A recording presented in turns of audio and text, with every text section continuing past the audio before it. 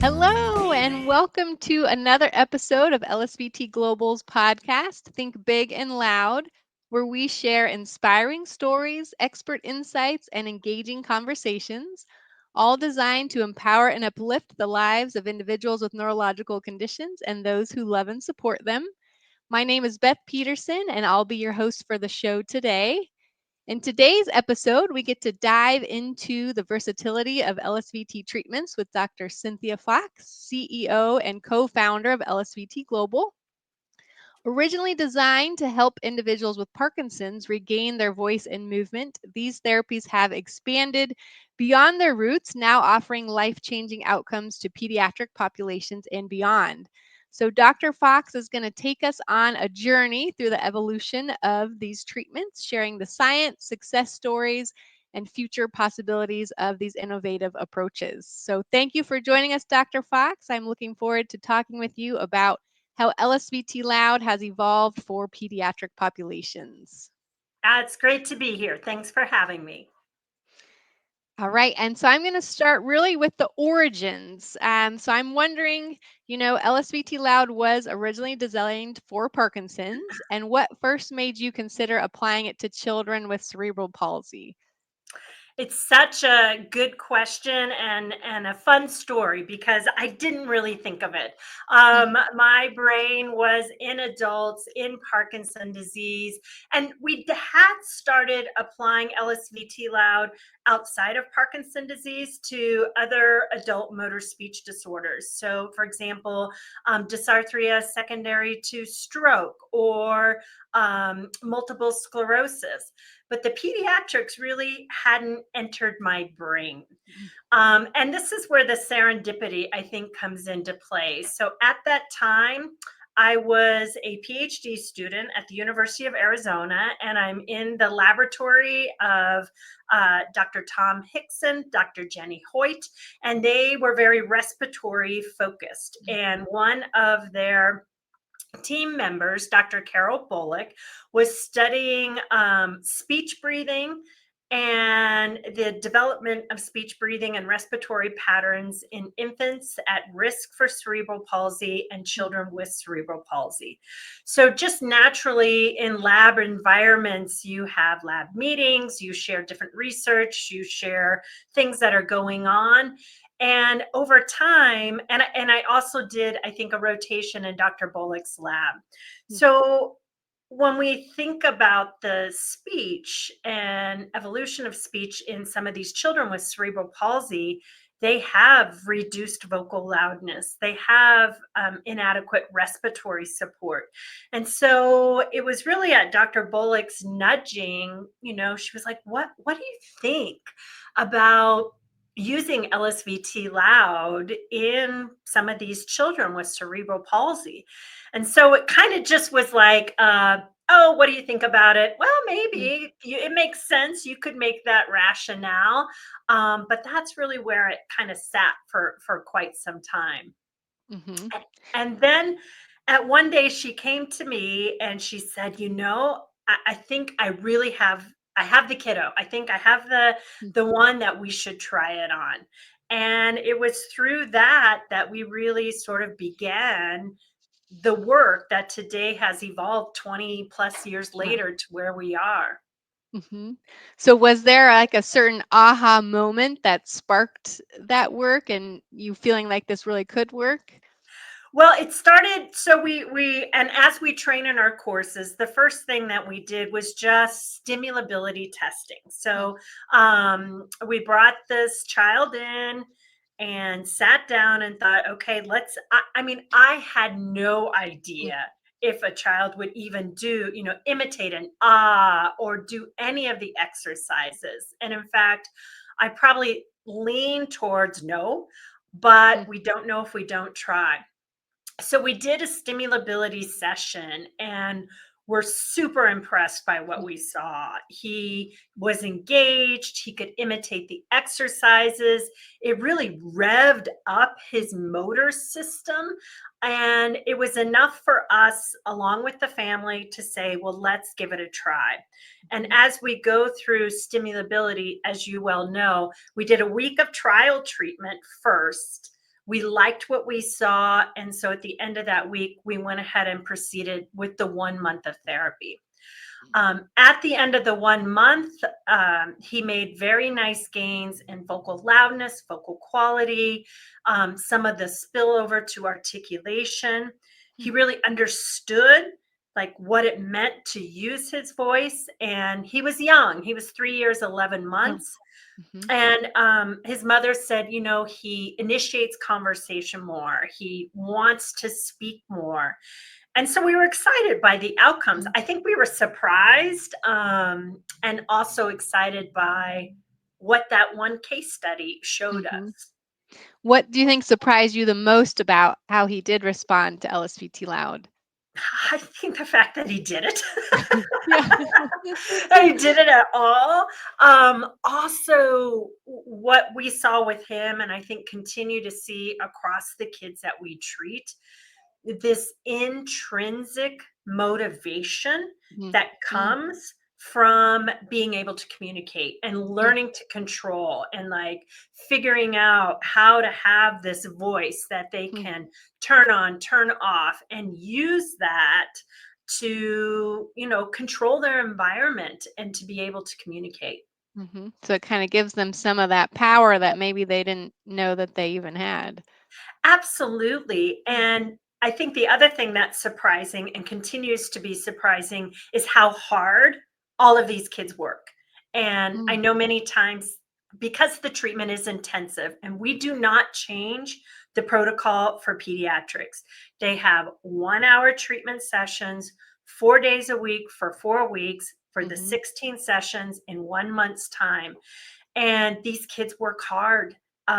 They get that intrinsic motivation, and we'll have bad days. Yeah.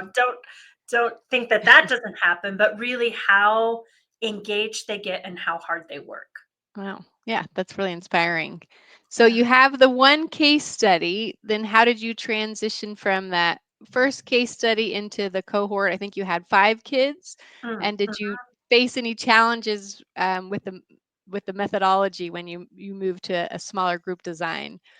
Sure. As it happens, again, serendipity. I was in the process, I was at the dissertation stage of my PhD work. My original dissertation was focused in Parkinson's. At the time, my Parkinson's movement disorder neurologist had moved away. I was sort of fledgling in getting Hmm. that design and study up and running.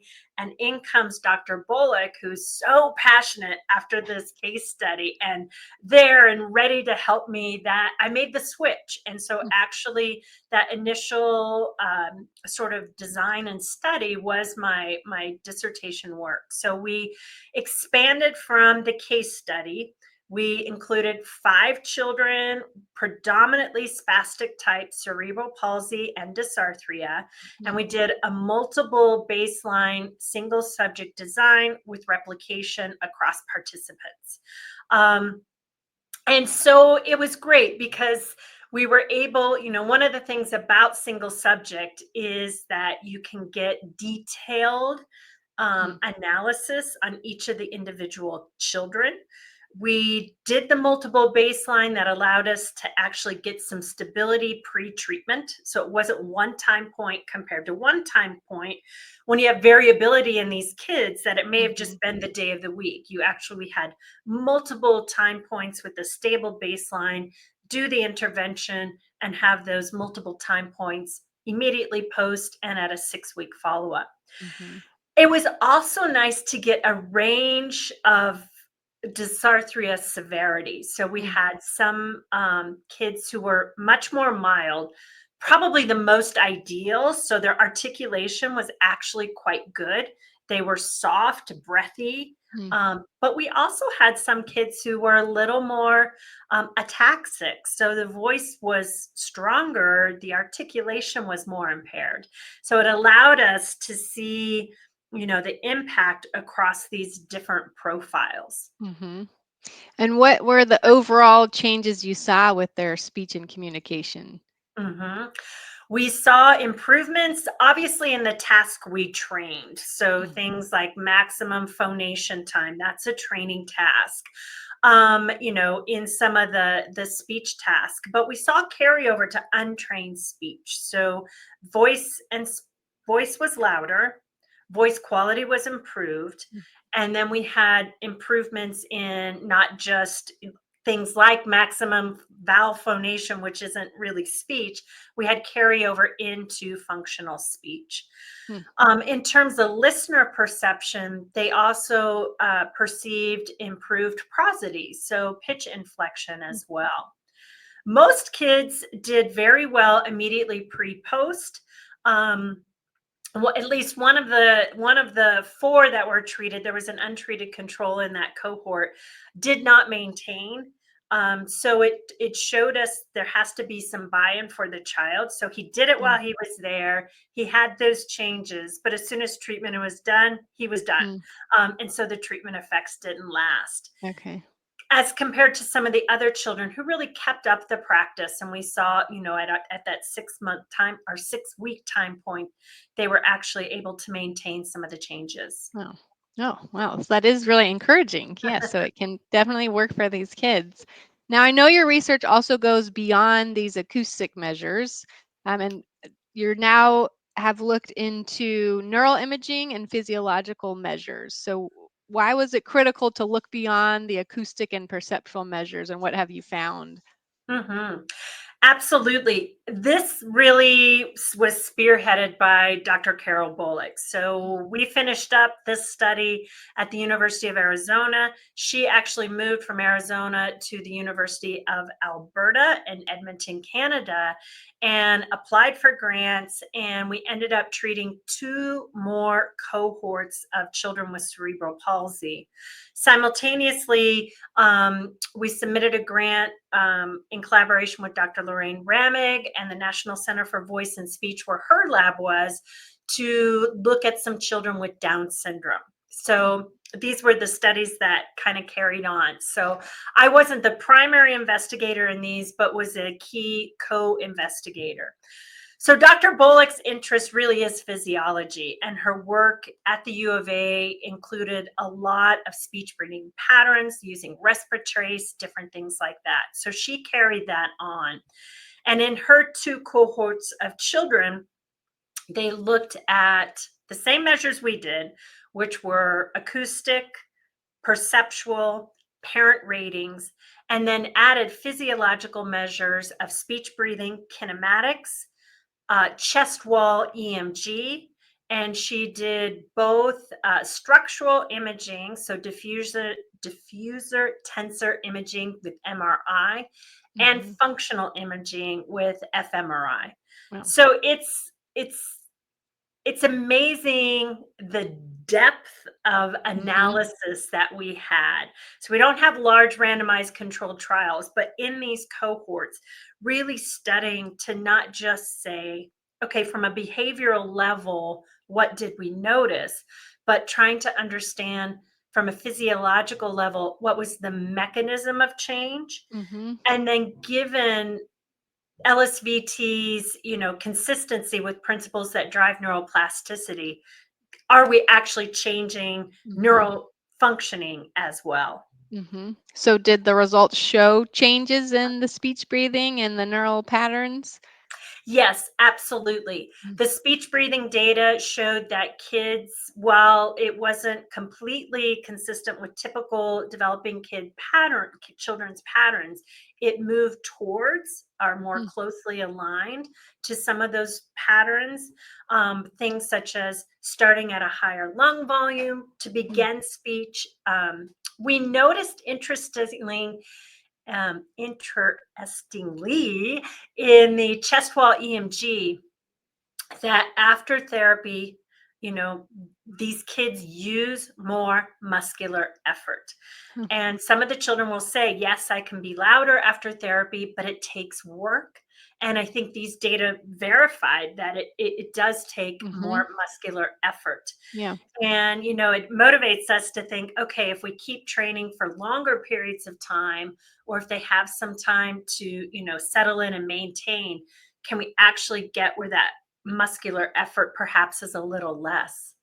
Mm. And then in terms of imaging, for structural imaging, they found improved white fiber tract integrity in cortical spinal tract fibers that may be important related to speech.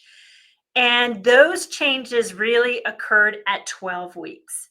So Oh. we've got kind of some short term changes Mhm. and then changes that take a little bit longer. Mhm. And in those cohorts that we studied in Canada, we were very systematic as well in monitoring continued practice from post treatment to 12 weeks. So Mm. we knew many of these kids, it may have not been daily, but they kept up a pretty steady home practice Mhm. routine that probably was very important for some of those Mhm. imaging changes. Mm. Yeah, this is all so exciting. So I know you also recorded parent perception. So how did the parent reported outcomes shape your understanding of how LSVT Loud can be helping them in their daily lives? Right. Most of the parents did report some improvement in their perception of their child's voice and communication. Mhm. So many of them reported louder because that was one of our targets. They Mhm. also sometimes reported voice quality is more clear, maybe articulation, but what consistently they reported was improved confidence and Mm. improved engagement. And I think Mhm. that goes beyond just sort of these acoustic measures, but what impact does it have on functional communication? Mhm. And many, surprisingly, sometimes people think, oh, this is intense, nobody can do it, it's not practical, it's not feasible. But with planning in advance, so we knew when we had a month that we could commit to it, the parents really liked the intensive dosage Yeah. because it was done. Okay, we're going to get in, we're going to do it. Mhm. And because they saw rapid changes and improvements in their children's speech, Mhm. so much faster than what they would typically see in a model where, once a week, ongoing, month Mhm. after month after month. Mhm. Mm. Yeah. Well, so now I understand that clinicians are looking beyond Down syndrome, cerebral palsy. We've had clinicians report they're using LSVT Loud for children with autism, ataxia, muscular dystrophy. So, were these other applications anticipated or did they emerge more organically? Totally organically. Mm. Again, this was like a stepwise approach that we had, very systematic thinking through rationale, why. And I believe that as therapists have these tools in their hands, and Mhm. most often these are complicated cases. Like, I've tried this, we're getting minimal results and outcomes. They say, why not try Mhm. LSVT? Kind of Yeah. becomes the source of last resort. But for some of the children, it actually is something that now has an impact. Mhm. And when we train therapists in the training course, we go through, a pretty detailed um, framework for how to systematically consider and critical thinking skills Mm. for why would you ever even consider this, what would be contraindications that you shouldn't try it, and then what are the steps to go through from stimulability testing, trial treatment, to kind of measure progress over time. Mhm. Okay, yeah, so there's kind of a guide that you would follow to determine if a child could be a good candidate, but the clinician is using their own critical thinking skills to really determine if that is appropriate. 100%. So we're not Hmm. saying this is the be all and end all for Hmm. childhood motor speech disorders. Absolutely not. But it is another tool in a clinician's sort of clinical bag that for some Hmm. of these kids can be so positive and really give them, in some essence, is a jump start in communication. Get that voice foundation. They Hmm. still need to address other communication issues, but it can really give them a positive push in the right direction. Hmm. There's a quote that I know Carol Boliek has said, so that voice is a point of entry. And I think that's kind of that idea there, that great foundation. Absolutely. I wanted to switch gears a little bit and ask you about LSVT Big in pediatrics. So, with LSVT Big now starting to enter pediatric care, how does this motor therapy intersect with the speech goals in these populations? It's so exciting. You know, it didn't take long before the physical and occupational therapists who are LSVT Big certified, they hear wind of LSVT loud in pediatrics, and it's like, well, why wouldn't we Mhm, also try LSVT Big? Um, and it's very exciting. I mean, as we've seen in Parkinson's, we're training a similar target, this kind of goal of amplitude, mhm, and driving that effort. And when we can drive it across speech and motor systems, it appears that it can be complementary and may even sort of magnify treatment oh, outcomes. So we don't have a lot of data yet, either on LSVT big solely in children, or in combination with LSVT loud. But the momentum for doing these clinical case studies and the mhm, momentum for putting that into clinical action is certainly growing, and I think is so exciting because it mhm, has the potential to give this whole body focus and positive outcomes. mhm. So then, can LSVT big therapists, just like you're saying with LSVT loud clinicians, can the LSVT big therapists also kind of do that trial therapy stimulability testing on the LSVT big side, and then determine if it would work for pediatrics on that side of things? Absolutely. And that's what they're doing right now, Hmm. in clinical practice. And doing the stimulability testing, doing trial treatment. And we had a webinar, I believe a few years ago, and we had a guest physical therapist, Dusty Tolley. And I'll never forget his case study he shared. She was a 10-year-old girl.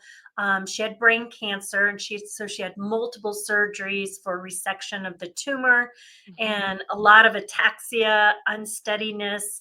And he showed these pre-post video clips after LSVT big, and it just was like, oh my goodness. It reminded me of the first times we tried LSVT big in Parkinson patients, and to see the kinds of changes and outcomes and the potential that it had, Hmm. for the right children, with the specific needs that this treatment can address. Hmm.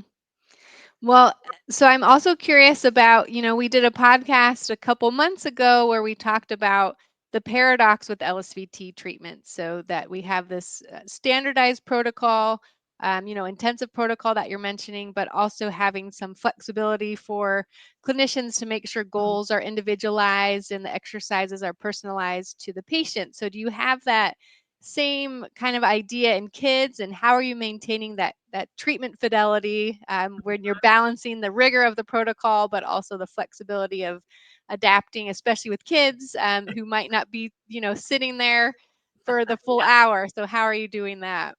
Yeah, well, it's a wild ride. Going from adults to our pediatric therapists are like, hey, we do this all the time. But Yeah. coming from adults to kids, it was like, whoa, what's Mhm. happening? But I believe that is the essence of LSVT Lab. So there are the core ingredients that have been established through efficacy studies that are key. The target, so the voice or amplitude, and always training healthy vocal loudness, healthy amplitude of movement. Using that as a single focus, which simplifies the treatment technique for the child or the adult. One thing to think about, but that it also tends to have a spread of effects, so Mhm. that other things upstream of the target or downstream of the target also improve. So as long as that integrity is maintained.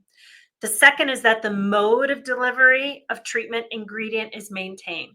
The intensive repetitions, the minimum dosage, the homework, and the carryover. And then the third key ingredient to maintain is the calibration. So, addressing sensory perception, addressing any issue that may limit carryover from what happens in the treatment room to out into daily functional communication. So maintain the core integrity of the protocol. But within that, the sky's the limit. Mm. You've got to figure out what motivates this child to speak. What activities do they love to do? And pairing movement with that. So you're absolutely right. You're on the floor, you're running around, you're at the table, you're engaging in different Disney characters or mystery novels, whatever Mhm. it is the child loves that Mhm. motivates them to communicate. We engage all of that into the treatment protocol. So Mhm. creativity is full on display. The sky's really the limit and what you can do. And Mhm. that's what makes LSVT so fun. Mhm. That does sound fun. Yeah, for both the clinician. I mean, I know you've got to be creative yourself, but that is so fun and rewarding when you tap into, oh, this is what they love, and you're seeing, that excitement spill over into doing the Right. exercises. Can you share a story of a child whose progress with the treatment kind of redefined your vision for the work that you're doing? It's hard to pick one.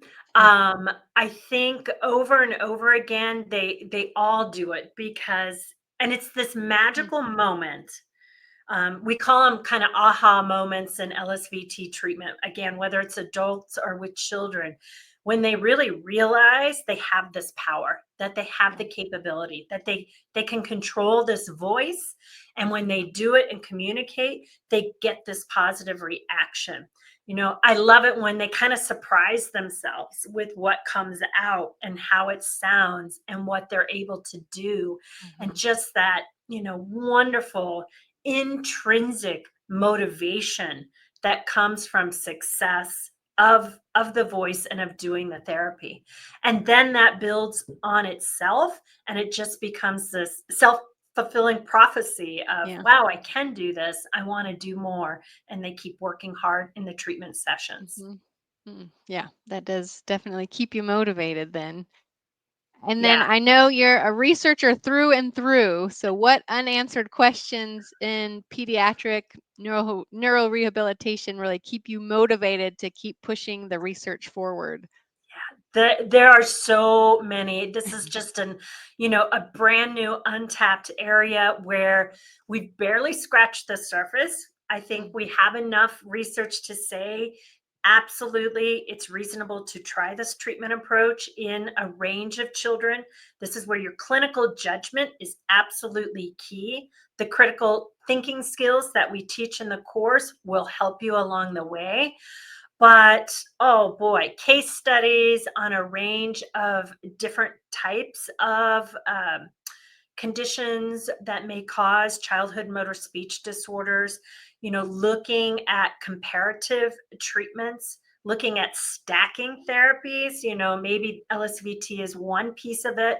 What happens when you add in or pair it with other types of therapies? I think Mhm. understanding prognostic variables, who's going to respond best. And a publication we had, Dr. Boliek and I, back in, I think, 2017, we'll drop all the references in the show notes. Mhm. We looked at what were characteristics of better responders versus non responders. And I Mm. think there's a lot more work to be done there. And then, of course, looking at LSVT big outcomes, Mm. pairing LSVT loud and LSVT big treatment. So the list goes on and on and on Mhm. and on. So for Mhm. anybody out there who's looking for a line of research, students looking for thesis, dissertations, Yeah. it's such an exciting area to explore. And Mhm. because research on any treatments, voice, motor speech treatments for many of these children with cerebral palsy, Down syndrome, is lacking. So it's we need all the evidence we can get. Mhm.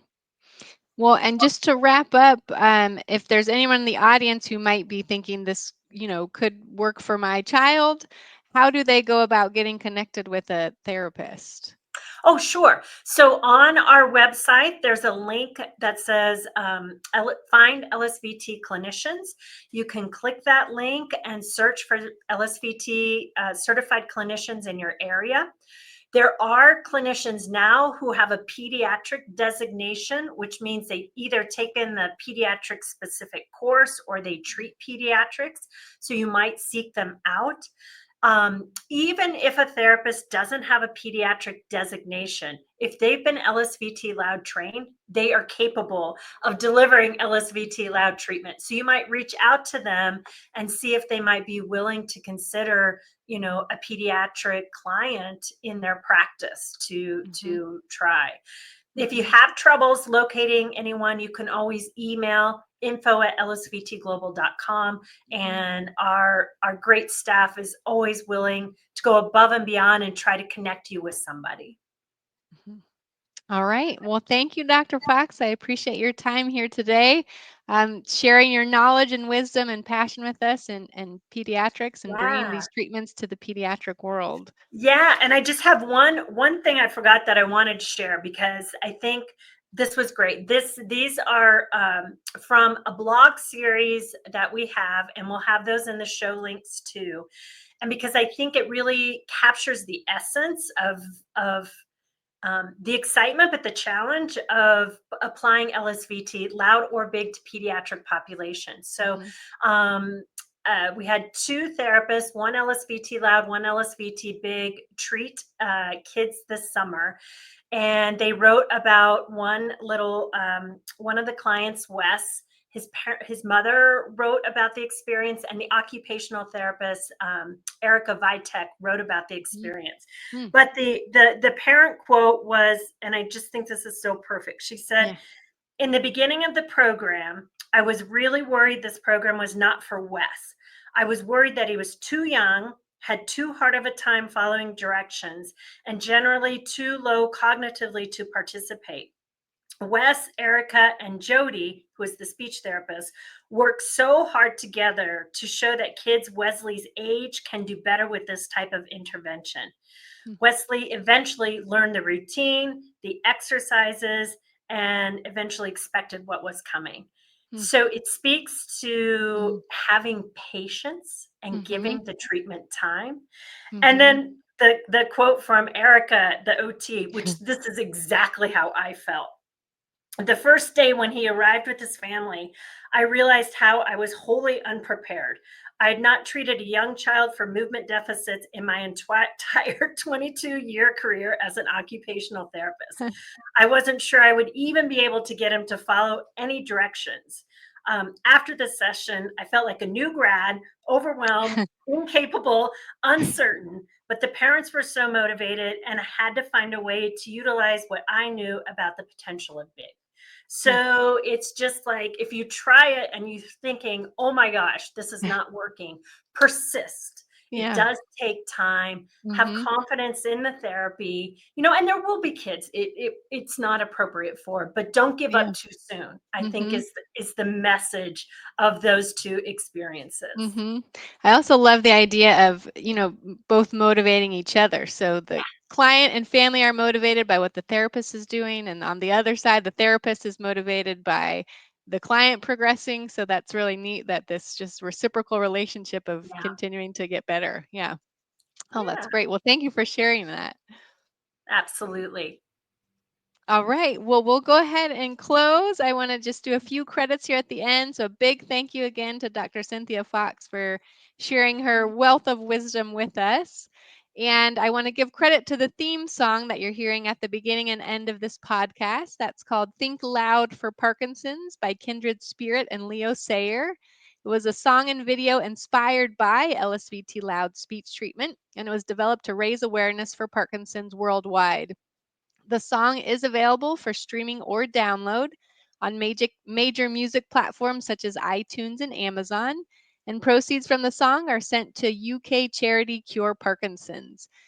Another exciting fact about this song is that they actually just released a full album earlier this month. So, Kindred Spirit released an album that continues to help raise awareness for Parkinson's.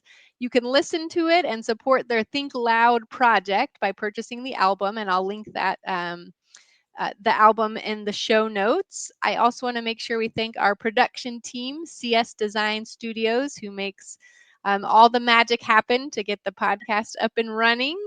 And if you're interested in learning more about LSVT Loud speech therapy or LSVT Big physical or occupational therapy, or if you want to locate therapists in your area, you can visit our website at lsvtglobal.com. And I'll also link that in the show notes. We also encourage you to click subscribe wherever you get your podcast so that you never miss an episode. And we look forward to thinking big and loud with you again next time. So thank you for joining us. Yeah, yeah, yeah.